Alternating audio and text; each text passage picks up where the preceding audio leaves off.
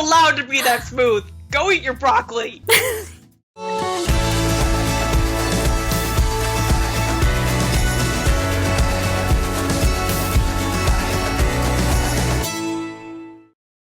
Ben's already dressed and waiting for me when I arrive at the hospital. Ciao. Ready to go? Even if I'm not, we're still heading out. I follow Ben out of the hospital. Despite my efforts to help him out, he insists on opening his own doors. Fucking... let me help you. We wait at the curb for the next bus, and he at least allows me to help him scale the steep steps onto the bus.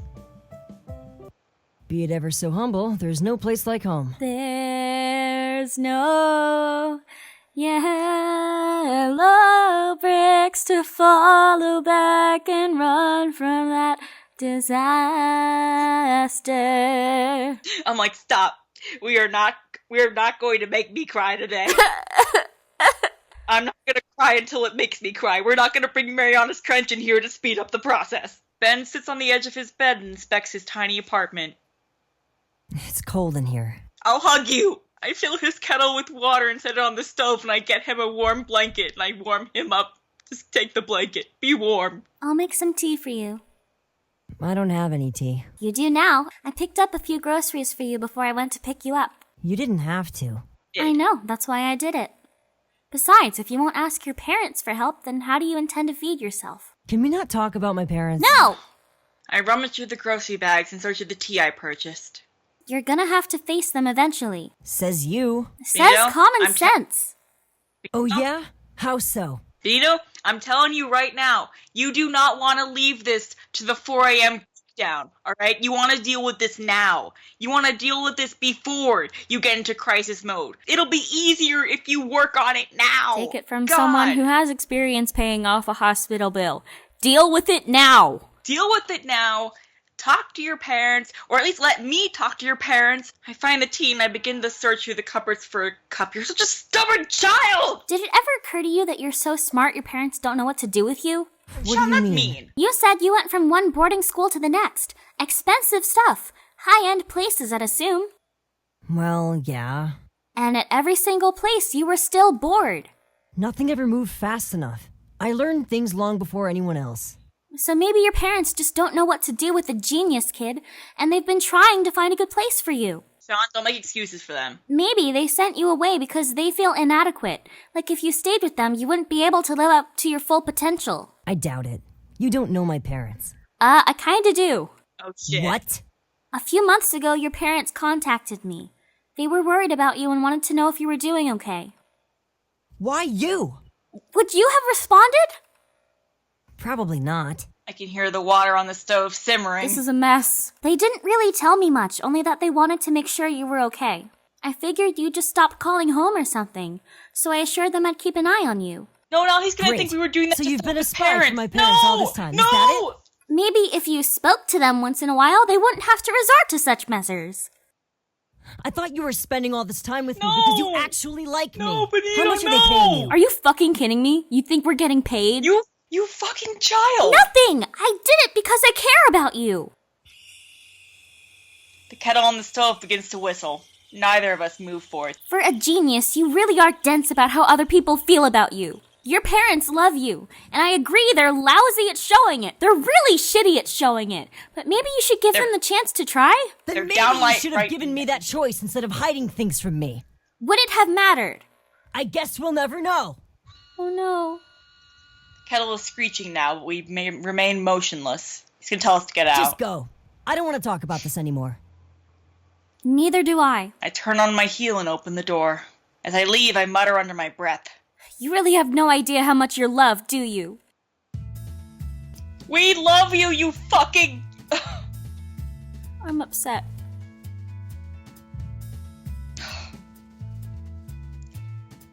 Look, Sean, you said a lot of good things, but also I feel like you really should have acknowledged how damn negligent. And you said they were lousy at showing their love. They're downright negligent. Yeah, they really are. I knock softly on the door. I hope Ben's in a better mood today. If he's not home, I'm gonna kill him. He's not home, is he? I am gonna kill him. I knock again. Yeah? Oh, thank God. I can't tell if he sounds irate or just tired. Ben, it's Sean. Can I come in? More silence. I'm about to leave, but Ben finally replies. Fine. I opened the door and entered hesitantly. Should I even be here? Are you coming in or not? Right. I step inside quickly and shut the door behind me. About last time.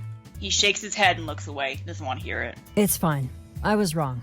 I try to hide my surprise. Ben actually admitting he was wrong about something? I'm surprised too, honestly. Ben sighs and pulls out a black marker. Here. Are you saying what I think you're saying? It's time that I actually own up to where I am. You can sign my cast. Oh, he's admitting that he can't do shit and that he has no other friends. I accept the marker and search for the proper place to leave my name. Where would you like it? Draw a heart. He shrugs and turns away. Draw a heart. Anywhere you feel like. I pick an appropriate place and write out Sean Gooden across his cast. Draw a heart. There you go. Doesn't that feel better? Sure. Anything else I can help you with? Could you open that deck for me? I want to work on my one-handed shuffle, but getting the box open has proven to be troublesome. Of course. Open your heart to me, baby. Be the lock and you'll be the key. That doesn't make sense. I think it's the opposite. I pick up the deck of cards from the table next to him and pick at the seal on it. The sticker resists a bit, but I manage to peel it off and open the box. I dump the cards into Ben's outstretched hand. He cuts the deck evenly and with a twist of his wrist, flicks the bottom half on top. He repeats the motion several times, each time smoother and more confident than last. Nice. It's nothing special. His brow furrows as he shuffles faster. You are all the way special. His fingers slip, and a card flies from the top of the deck and flutters to the floor. I guess I should have expected that. Could you grab that for me? I pick up the card and hold it out for him. Is this your Actually- card? Ben sets his deck to the side. Here, let me try something. Is he gonna kiss us? No, never mind. Jesus Christ. What? What the fuck? I hand the card to him. The instant it touches his finger, it bursts into flames and turns into a tiny pile of dark soot in his palm. Whoa. Ben flinches. I don't think you can afford to lose your other hand, honey. That was unexpected. What do you mean that was unexpected? Do you accidentally Stares set to- fire to things normally? He stares at the blackened smudge in his hand? I'll get you a napkin. Nah, it's fuck? fine. He begins wiping the soot off on his cast right next to my signature. The soot leaves a series of irregular dark smudges all over his cast. Ben? Hey, I'm going to have to replace the card I lost. Do you remember what it was? Queen of Hearts, I think. Are you sure? That's you! Because... He's gonna say it. He's gonna fucking say it. Ben peels his sling off and peers at his cast. Ben points in his cast. The dark smudges left by the soot spell out the words Queen of Hearts. Now that's weird. I look up at Ben to see a huge grin on his stupid face. Benito Koyama, how long have you been messing with me? I have no idea what you're talking about. I don't approve of hurting children. But I might make an exception for you. Ben points at his cast. Wait, there are more words. He points at my name. What does that say? Oh! Combined with my signature, the words on his cast spell out Sean Gooden is my Queen of Hearts. You fucking idiot, I love you. Smooth motherfucker! You're not allowed to be that smooth. Go eat your broccoli. I turn my eyes back to Ben. The smile on his face is gone. He looks serious and scared. I'm an only child, Sean. I'm used to being alone, and I'm definitely used to not having to rely on anyone. And at first, it was really humiliating to have to get help from you. I thought relying on someone meant weakness, and I always thought I'd be strong enough to make it on my own. But after you left last time, I didn't feel better or stronger. I felt stupid. Suddenly, being alone seemed a lot emptier. And He sighs. This is the only way I know how to tell you.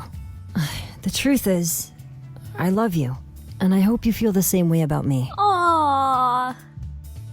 We love you too, Benito. You still gotta eat your broccoli. I run my fingers along Ben's cast. You're the expert in reading body language, right? What am I saying right now? Oh! I turn and touch my lips to his. He closes his eyes and I can feel his body relax as he leans into the kiss. I don't know how long our kiss is, but when we finally reluctantly part, my heart is racing a lot faster than when it was when we started. I love you too, Ben. Yay! Oh, God. The end! That's the end? There better be an after credits. There is. Okay, I'll shut up. I'll shut up now.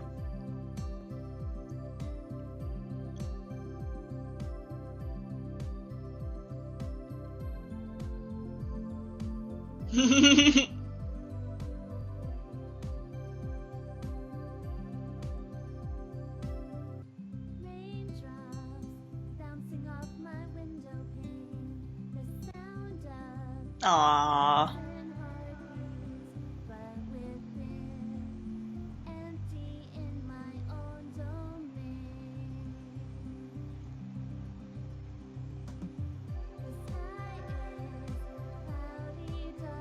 Shut the fuck up, John.